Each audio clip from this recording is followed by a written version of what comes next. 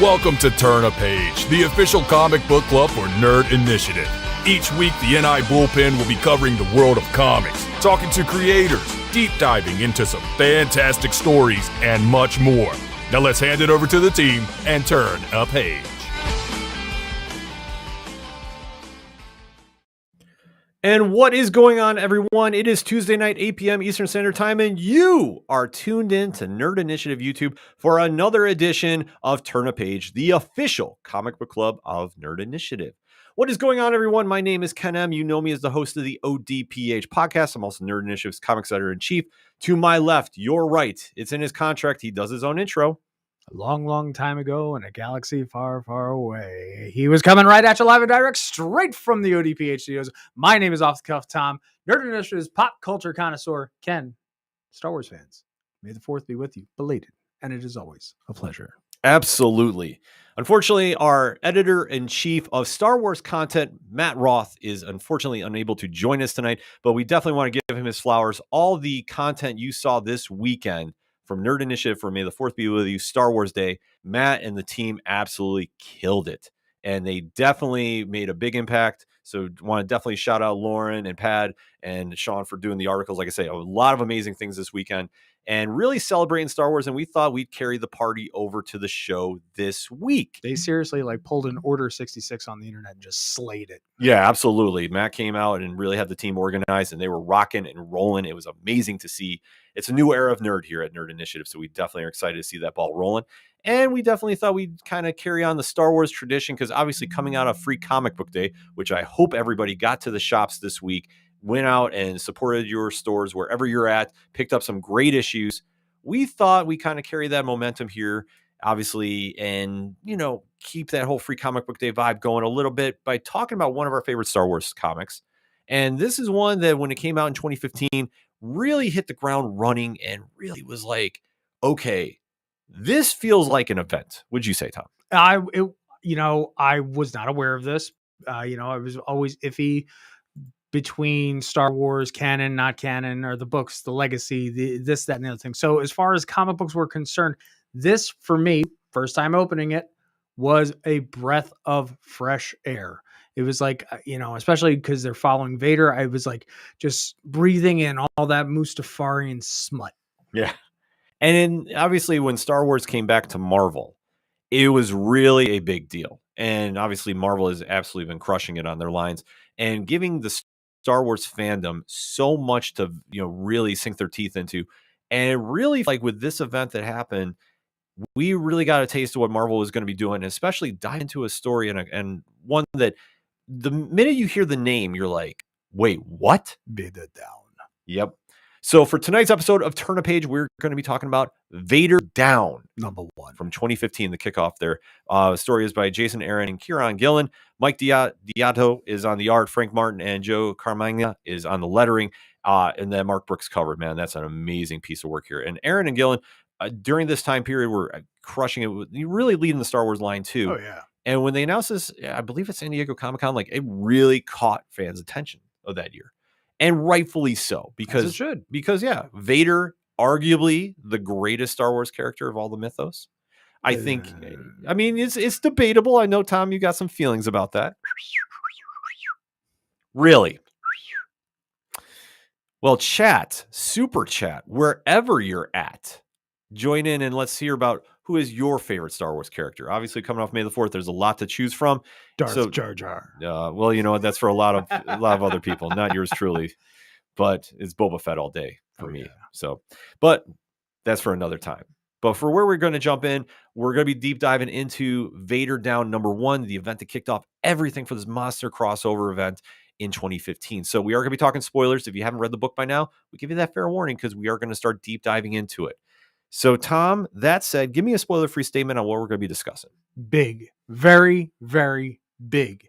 The best part about this is that up until that point, for me, knowing Star Wars as decently as I do, you always saw Vader being tight. Tight in regards to, this is the mission, this is the job, this is what I'm going to do. Mm-hmm. At this point, I saw you're going to get a different side, in my opinion. You're not going to see the mission driven, the dark side driven Vader. To me, I found little bits in it that I was like, hey, I think I know that guy in there. Yeah, for me, this really felt like the ending of Rogue One. That when you pick it up as a pop culture fan or get into Star Wars and you're very new to the franchise and you hear about Vader and why he is one of the most intimidating figures in all of the galaxy, you look at moments like the end of Rogue One and those last 10 minutes solidify any doubts you had and establish him as such a true threat in all the galaxy. True. So I felt with this issue especially, this was the comic version of that because you saw Vader do some amazing feats single-handedly. And the ending shot of this book is such a mic drop moment. I think that's the beauty of comic books is that all the things we see Vader do here on the panel pages are things that the general public who are watching it in the movie theater would be taken back, and it would be a bad step for them to do it in the movies because you're going to expect it the next time and the next time and the next time and the next time. I mean, look how force powers have developed over the years on screen. It's just gotten to the point of, oh, hey, dyad. Yeah. But when you start really seeing about how he lets loose about this makes it all worthwhile. Oh, God, yeah. So let us waste no more time. Let us deep dive into this book. And really, right from the jump, we hyperspace jump. Oh, hyperspace jump too. We get a very image that just really kind of kicks everything off. And like I said, I blew this panel up especially too, because you hear a voice go, "It's Vargo Vas," and we get a certain TIE fighter. And just like this panel alone, like I say, it's split on 3 on the page. Yeah. But is one that really kind of sets the tone for everything that we're seeing here too. And inside you have a voice talking to Vader. And as we come to find out, Tom, who is that voice? This is Dr. Aphra. Again, first time me ever meeting her in the book. I know of her in lore, but to finally get to interact with the character in this particular sense, it was really nice. It was nice seeing somebody that wasn't, oh, I'm a Jedi, I'm a this, I'm a that. Let me fit into the specific trope that George needs for this storytelling. Mm-hmm. Dr. Aphra is a fantastic character. I have seen her figure over at our local comic book shop. Shout out to Sound Go Round again. I know BT and Triple Zero right now is sitting on the shelf right now, waiting to go on to someone else's display at home. Might be mine. Mm. So it's kind of fun to see Star Wars in a different light, and it is refreshing. It is extremely refreshing because you can only beat a dead Skywalker so many times. Mm-hmm. And it's just a testament to Diato's art. Like I say, he absolutely just is one of the best artists to do it. And to see how he just captures Vader's emotions, even with a helmet on, like that's something that is extremely hard to do. That's playing with the light really well. Yeah, like you have to do that. And obviously with the coloring team that he has there with Frank Martin, they really play well together here to really capture the moment inside the TIE fighter, because this is where Vader is assessing what's going on. And he obviously knows that, well, there's somebody out there he needs to have a word with. And who would that be? Luke. Mm-hmm. So we really get the sense of, where he's coming to find Luke and really get business handled here too. And it leads into yet another great image too, that is really kicking everything off in the manner it needs to be. Because like I say, you have the build right here with Aftra, and this is just like I say, it's the slow build, but this is where I'm going back to where the facial features are. Because Aftra is kind of just sitting here enjoying herself, but you see Vader and even the close up on the eyes too as he's seeing everything go by. This is where it's really kind of popping off in that sense, and it all leads into the eventual, meetup where right here, this splash page. Splash. Diodatos. I mean, like I say, absolutely just tsunami. Yeah, this is just near perfect. Like to really establish what's going on, because if Vader is flying around, well, the rebellion has to have a little word with him. Yes, very much so. I mean, I would not say that's the smartest idea. Chat, guy in the chair, definitely throw your piece in here. Do you think this is a smart move by the Federation to get involved here? Because I understand it's Vader, but then again, it's Vader. The Federation. Oh, I'm sorry. The Republic. Thank you. Yes. I'm sorry. I'm Team Empire all day. So like I say, this is how I roll. But we do see this all go through. And like I say, just this little shot here. And like I say, our guy in the chair, Rich, is saying, get him well as you can. I mean, that is true because it is going to be tough because as Vargas Voss, it's going to be more difficult. And you do see just a little back and forth going with the pilots here because they know that we have a TIE fighter. They have no idea who's inside. Now, I believe at this point, all the TIE fighters had that particular hexagon shape. They went away from the full blade style. So telling the one from the other, because we knew, if I remember correctly, Vader had the hexagonal shape. Yeah. And it's not a TIE bomber. I know TIE bombers did for a while too. But to have that flat panel, now we're at this part. Yeah, you couldn't tell if it was Vader's or just, generic 111 TK2120. Yeah. It's one situation that, yeah, they're just kind of flying in blind to, even though Vader. Oh, no, they're not flying in blind. He's flying in blind. Well, he's kind of flying. They're flying in because they don't know it's him. They're just rolling. They're just rolling through. But Vader is sitting there going, was I just set up by Dr. Astra? And that's a very cool dynamic here because he's so caught up on his obsession with finding Luke that this is the first time that we've seen him be maybe a little bit on edge.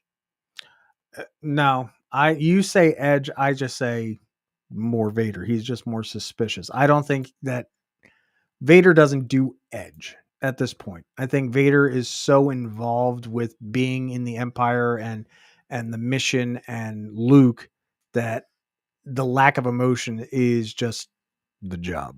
See, I kind of caught he did have a sense of emotion here. Just in the sense of like, it felt like he kind of jumped a little bit. Like, did Astra set him up? Okay. And I love how Astra answers this because she is like, I don't have a death wish. No. So there is no chance I would do this. No. But he quickly gets back to business on the following panel because he goes, your information is correct. I can sense Skywalker here. And then it turns into, he catches a little wind about like they're ready to attack. And he literally is getting told to go back. And he just goes, I'm the Lord of the Sith. They're the ones who should be running.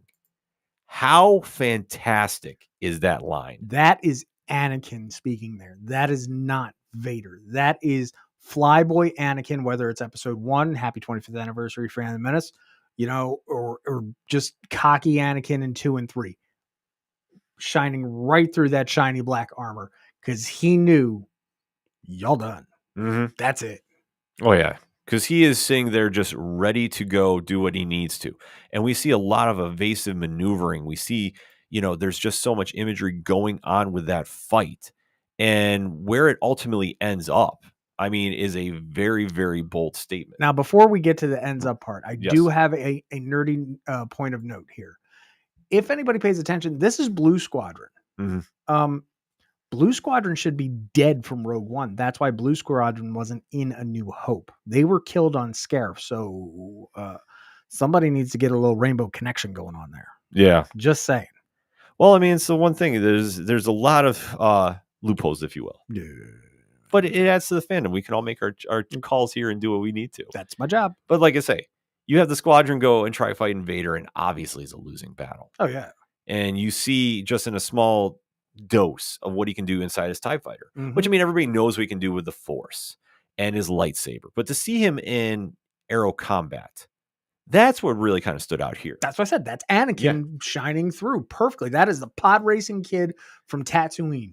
Yeah, like I say, yeah, you're right. Because it does reflect here. But I'd say you just see the more cold version of him. Yes. That he's just willing to do this. And then you even see even the fighters are trying to like talk themselves into this. They're like, he takes on an entire squadron and you see somebody else go, well, who would be flying that thing? And one pilot makes the foolish comment, a dead man. Like, you just saw him decimate an entire squadron. And I love how the fact now, hold those 2 words, dead men. Yeah. Hold that in your head. We're going to come back to that. Yeah. But to see that shot get called, and even Astra's just like trying to talk to Vader, and Vader's not even hearing it. Nope. And then you get just, a massive shot here. So you got Blue Squad, you got Yellow Squad, I believe, is rolling up. And then all of a sudden, there's one guy rolling up who's like, I got this. Yeah. Yeah. You Like know, he said, hold on, take 5. I got this. mhm. Because it was red 5. Yeah. And it's still just not getting any better. And like I say, no matter what anybody's trying to do, Vader is handling business. And you see a little bit of the Force getting used here too. A little? Well, He's stopping missiles in space. yeah. But that's something that he does.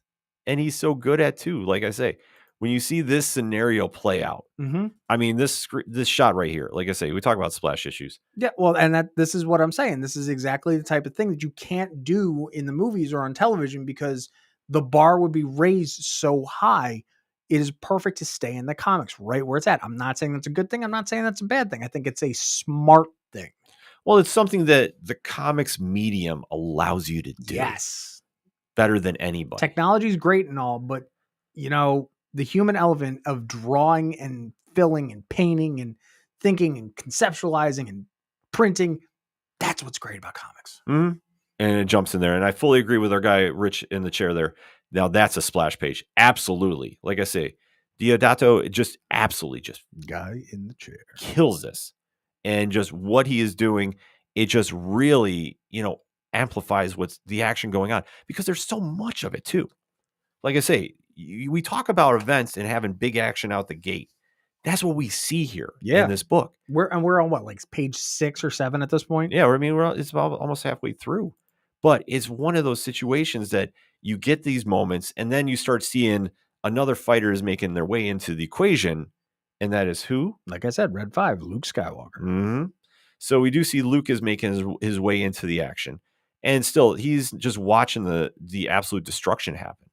And there is that kind of awkward, face-off that they're having. Mm-hmm. And this plays into, obviously, their drama going on as well. Because this has been the whole thing of Vader. Now he knows about Skywalker. He needs to come find him. And we're not at the point yet of, I am your father. No. We're not there. No, we're not. Like, who the hell is this Force-sensitive kid? I got to go mess him up. Mm-hmm. So we do see this, though, because they're almost just playing chicken with each other. And this is where this page, like I say, you want to talk about a page that just jumps out at you. Oh my God. Like just the depth you get out of looking at it's a really great stark contrast. So if you look at Vader's helmet and how it's done with just the black and the red, and it's a very matte look, in my opinion. And then you go to Luke right there and the gloss and the shine and the sheen and the depth just from the visor alone into his eyes. Like that is a prime example of light side and dark side for me. Oh, yeah.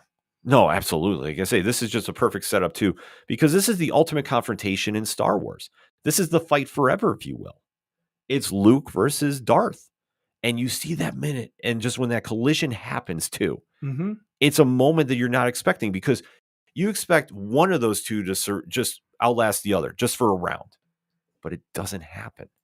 And when it causes that crash, that's when you see both of them are going down to the planet. Yep. And this is when Vader senses about how strong the Force is in Luke because he's like, this is not going to end him. And as they start crashing down, you do see that the code word goes out. Vader's down. Vader down. So you're seeing a lot of the squadron is there. And they're saying like, hey, we got our chance to go get him. We got a chance, but at what cost? Oh, yeah. And let's talk about this page right here. Ooh. This one just jumps because it holds nothing back. This is the aftermath of a Vader attack. What we say is a big moment, he says is a Tuesday. Oh, God, yeah. And absolutely. Yeah, I mean, chat, super chat, throw your picks in here about this. How epic is this moment right here? Just the aftermath. And you still see the squadrons are going after him. But at what cost? And the stark contrast of the energy that we saw on the other splash page of, versus the air of quiet almost that you see here. Like, yeah, you're going to hear, yeah, that's cool. But like, you've got a dead body. You've got space junk. You've got bashed up ships. It's perfect. It really does show the comparison of the futility of war. Yeah. So you do see the troops are getting mobilized on Vargas Voss, and they just know your target is Darth Vader. Yep. And you do see that, well, you get some familiar friends that are catching wind of this. Princess Leia, Han Solo. Shot first. Yep. And so, I mean, Han is obviously understanding what's going on. Why are we going after Vader? And I love his honesty about this. Let's be very real about it. Han, for all his faults, understands the temp in the room.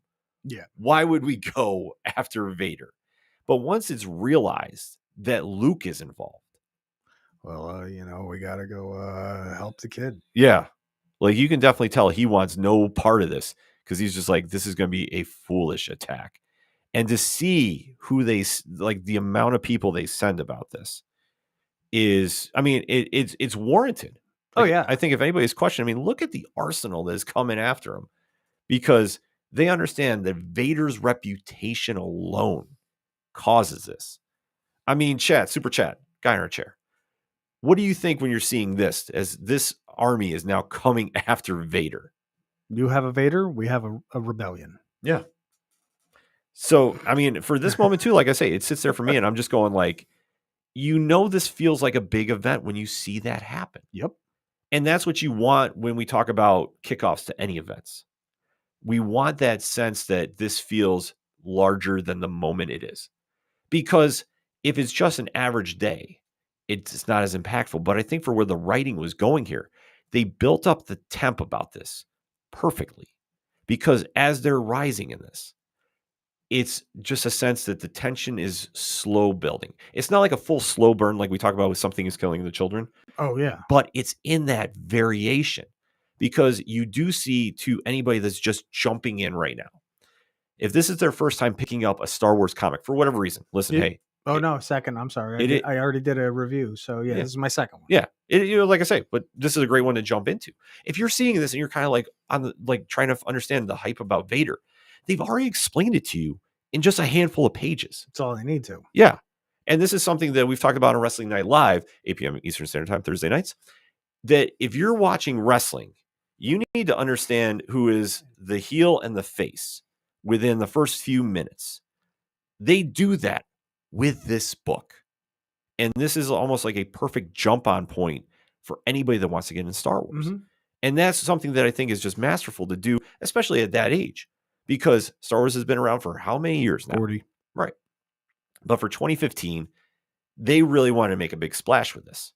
And this welcomed in a lot of new readers. Dude, they just wanted to drop you right in the Sarlacc pit of it. I'm telling you. Yeah. But you know what? It works, though. Because as we see, everybody is making their way to the planet. You see Astra is, having second thoughts. Tom, how is your feelings about this? This is one of those damned if you do, damned if you don't moments. She was screwed either way, but how less screwed can she be? It's literally those, asking for permission then forgiveness. Mm-hmm. And she realized that asking for forgiveness at this point was probably her better bet to live. So after just, she's already in the ship, she says up to Triple Z and the BT, yo, we going to help out Vader. Because if we run, we dead more.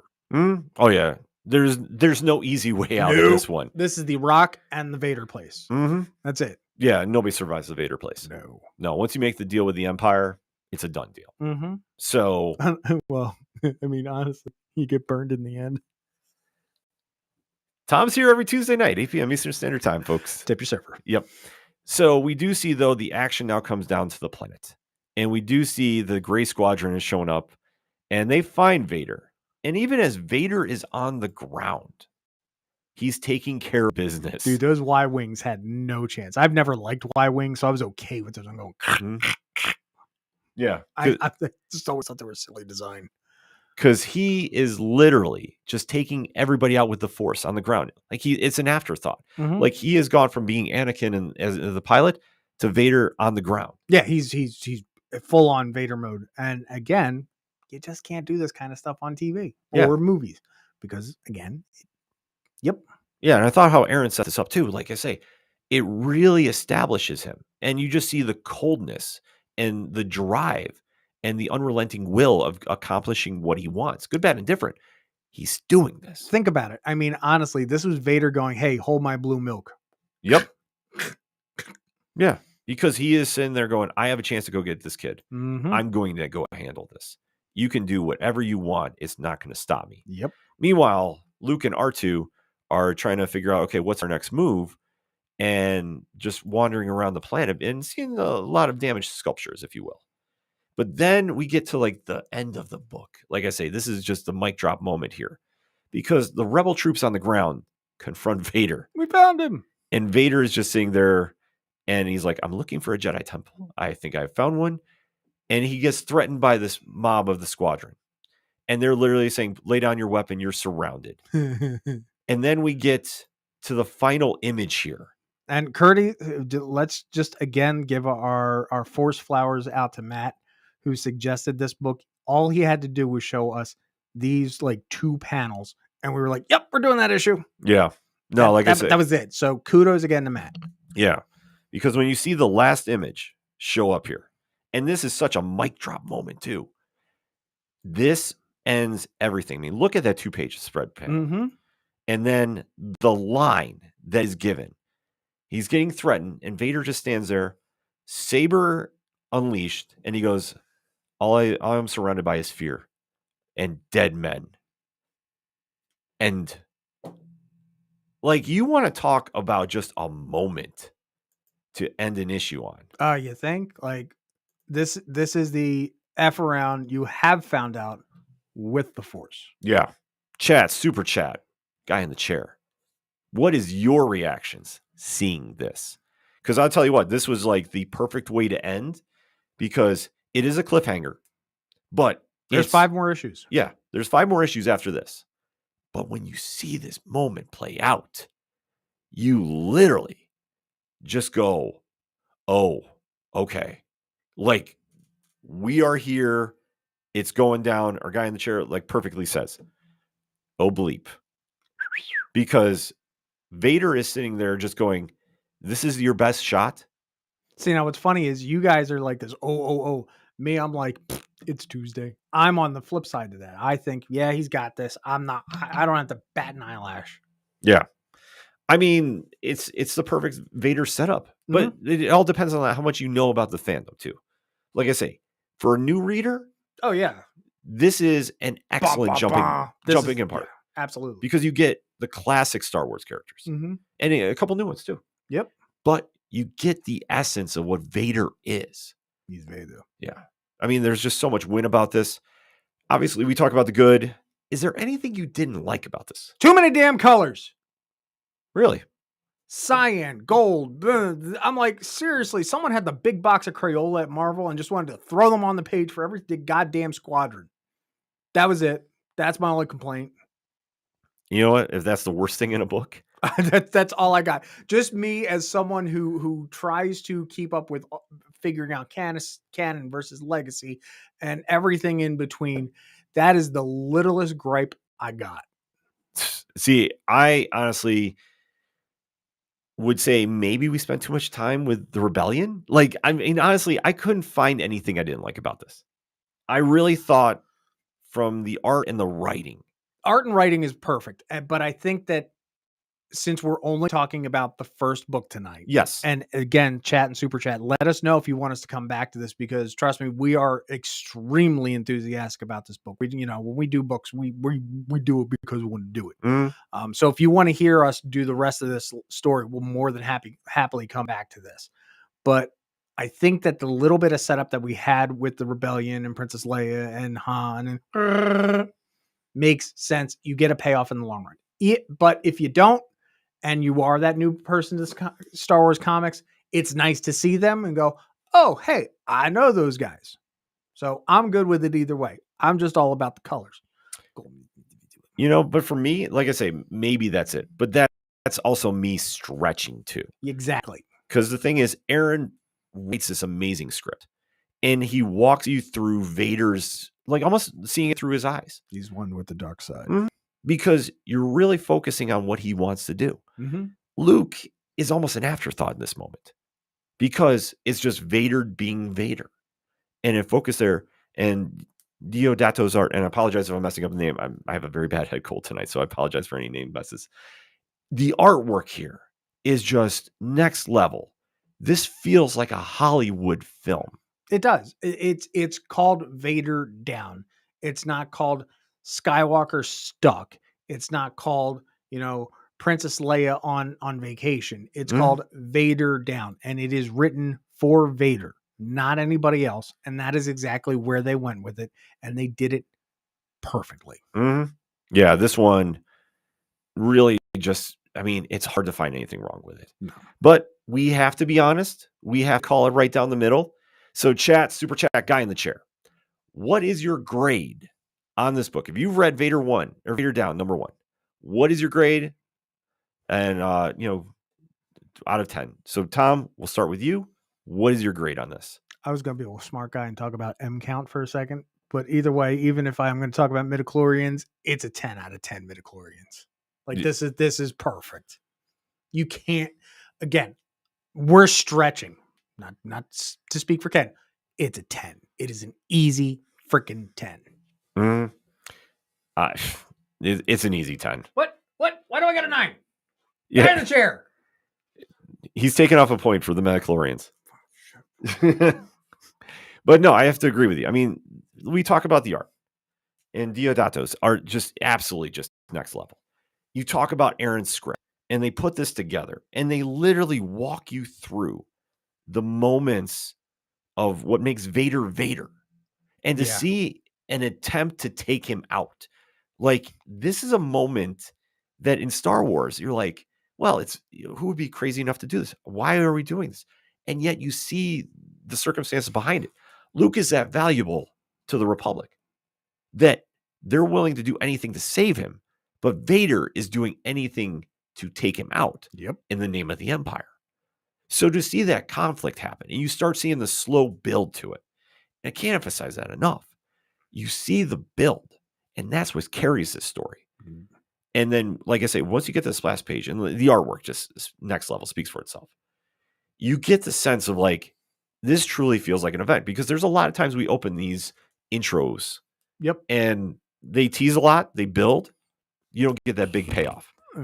This one is a big payoff right from the beginning. So it comes with the highest possible recommendation from the team. I know Matt gives it a 10 out of 10. He'd give it 100 out of 10 if we could.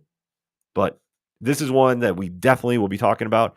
And like Tom talked about, we are not afraid to go deep dive about this series. Nope. Obviously, with Matt not being here tonight, we only wanted to focus on the one issue. Because we want him to come back and we want to talk more about it with you. I started reading the trade and I'm like, are we doing just one book or all of them, please? Well, if we're doing anything Star Wars, we need Matt here. Yes. So definitely let us know in our social media accounts if you want to see more of us talking about this story, because we can definitely squeak that in for Turn a Page, because we have a lot coming on in the upcoming weeks. But listen, we listen to you, the audience. You want to talk some stories? We will talk some stories.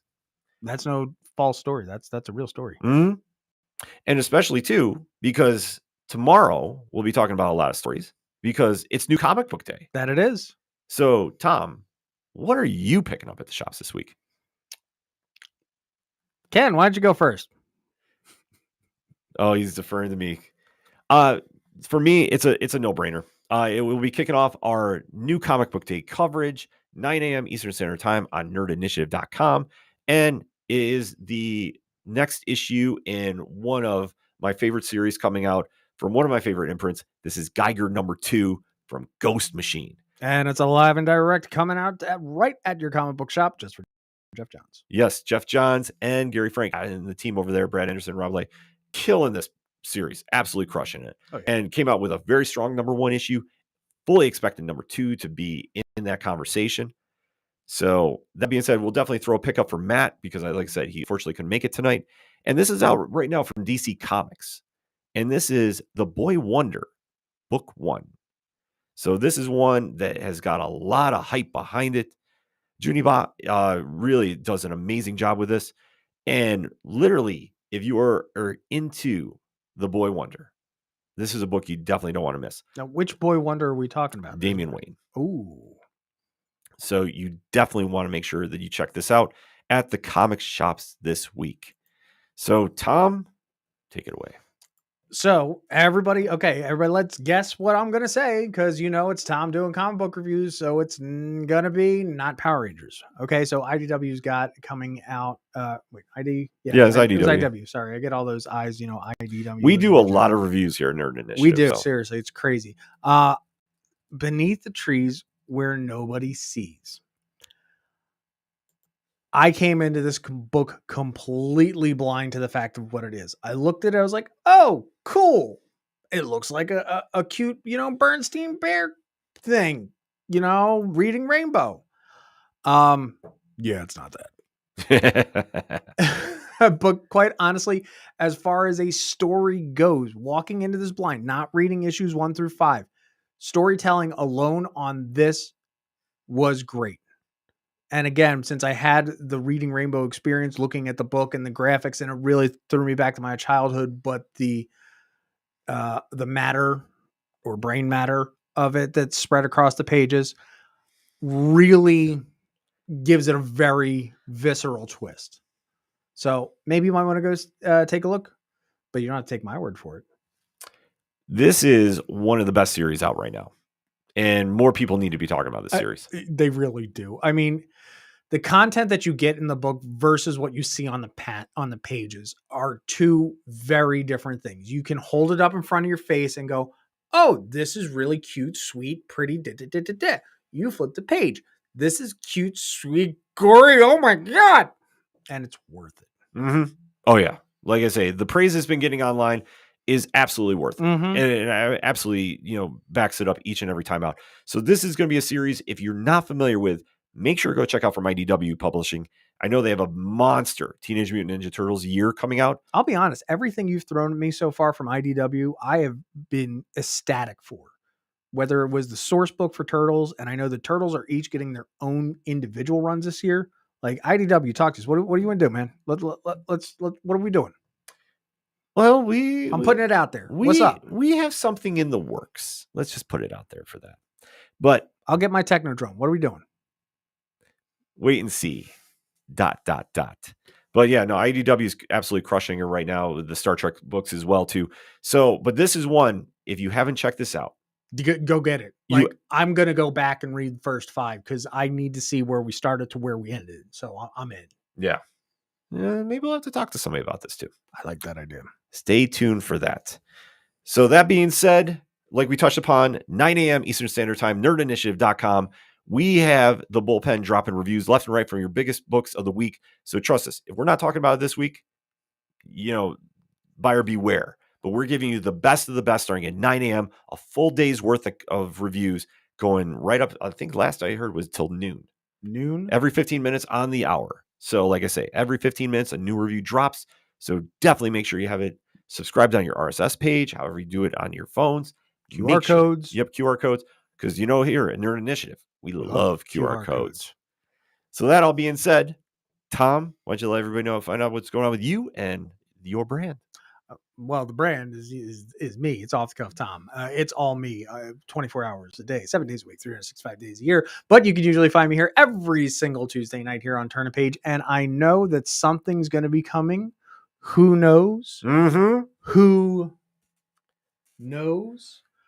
Let's just say it's going to be quite a thing. And when you jump in, it is bigger on the inside. You'll see. We'll be seeing very, very soon.